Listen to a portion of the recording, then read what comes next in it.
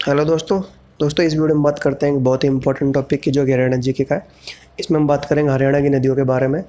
दोस्तों, ये काफ़ी इंपॉर्टेंट टॉपिक है, क्योंकि इस टॉपिक से हर एग्ज़ाम में 1 से 2 क्वेश्चन तो ज़रूर आते हैं, और कभी कभी एग्ज़ाम में 3 क्वेश्चन भी आ जाते हैं। तो दोस्तों, ये टॉपिक काफ़ी इंपॉर्टेंट है। इसको आपको स्किप नहीं करना, और आपको अपने 2 से 3 नंबर पक्के करने हैं।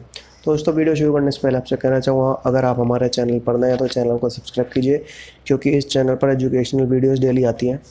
तो दोस्तों, वीडियो शुरू करते हैं। तो सबसे पहले बात करते हैं यमुना नदी की, जो कि हरियाणा की सबसे महत्वपूर्ण नदी है। तो सबसे पहले बात करेंगे इसके उद्गम स्थल की। तो इसका उद्गम स्थल है यमुनोत्री, जो कि है उत्तराखंड में पड़ता है। तो यमुना नदी के बारे में बात करते हैं दोस्तों, हरियाणा की महत्वपूर्ण नदी है यह ताजेवाला कलेसर, जो कि यमुनानगर डिस्ट्रिक्ट में है, वहाँ से हरियाणा में प्रवेश करती है, और हसनपुर, जो फरीदाबाद डिस्ट्रिक्ट में तक बहती है, और उसके बाद उत्तर प्रदेश में प्रवेश करती है नदी।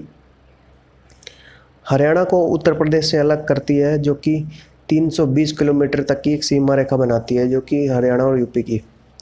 यह दोस्तों हरियाणा के पूर्व में बहती है। तो दोस्तों, ये थे यमुना नदी के बारे में इम्पोर्टेंट पॉइंट्स। तो दोस्तों, इसके बाद बात करते हैं सरस्वती नदी की। सरस्वती नदी की उद्गम स्थल की बात करें दोस्तों, सबसे पहले उद्गम स्थल है दोस्तों सिरमौर, जो कि हिमाचल प्रदेश राज्य में पड़ता है, ये सिरमौर जगह।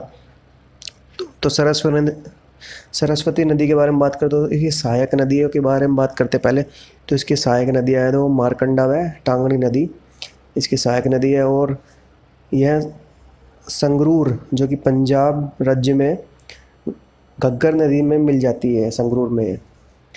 दोस्तों, ये सरस्वती नदी के बारे में इम्पोर्टेंट पॉइंट्स हैं।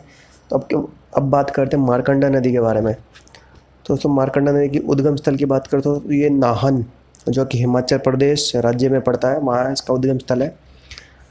तो मारकंडा नदी शिवालिक पहाड़ी और नाहन से निकलती है।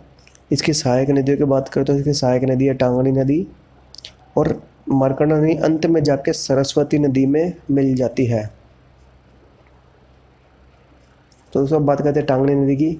तो इसका उद्गम स्थल की बात करें तो इसका उद्गम स्थल है मोरनी या फिर शिवालिक पहाड़ियाँ।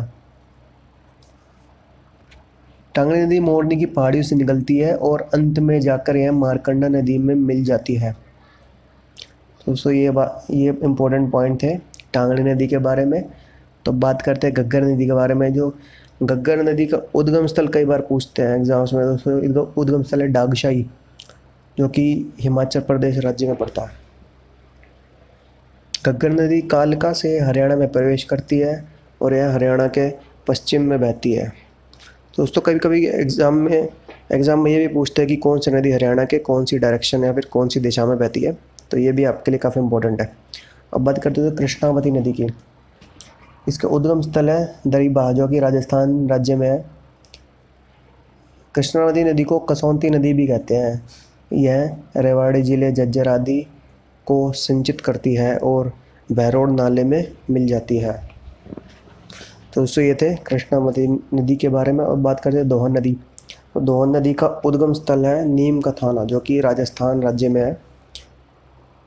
तो दोहन नदी साहिबी नदी के साथ बहती है, इसके सबसे बड़ी बात यही है। तो अब बात करते हैं साहिबी नदी की।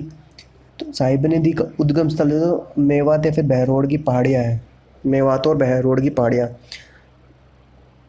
तो साहिबी नदी के इंपॉर्टेंट पॉइंट की देखो दोस्तों, नजफगढ़ नाले में और फिर यमुना नदी में मिल जाती है, जिसको नजफगढ़ झील भी कहते हैं और नजफगढ़ ड्रेन भी कहते हैं, उसमें मिल जाती है। उसके बाद यमुना नदी में मिलती है। इसकी सहायक नदी की बात करते तो इसकी सहायक नदी है इंदौरी नदी। तो सब बात करते हैं इंदौर नदी के बारे में। तो इसके उद्गम स्थल की बात करते तो इंदौर नदी का उद्गम स्थल है मेवात की पहाड़ियाँ। इंदौर नदी इंदौरी किले के निकट से उद्गम के कारण इसका नाम पड़ा था इंदौरी नदी, और अंत में यह साहिबी नदी में मिल जाती है।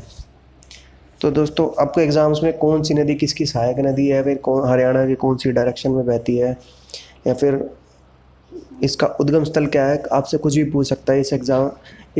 इस टॉपिक से एग्ज़ाम में क्वेश्चन ज़रूर आते हैं। तो ये एग्जामिनर आपसे कैसे पूछ सकता है, तो आपको कन्फ्यूज नहीं होना है, इस टॉपिक को ध्यान से करना है। तो दोस्तों आपको किस टॉपिक पर वीडियो चाहिए आप हमें कमेंट करके बताइए दोस्तों, उस पर वीडियो ज़रूर बनाई जाएगी। और आपको ये वीडियो कैसे लगी आप हमें कमेंट करके बताइए दोस्तों, और वीडियो को लाइक कीजिए, शेयर कीजिए, चैनल को सब्सक्राइब कीजिए। तो दोस्तों नई वीडियो में मिलते हैं नए टॉपिक के साथ। Thank you.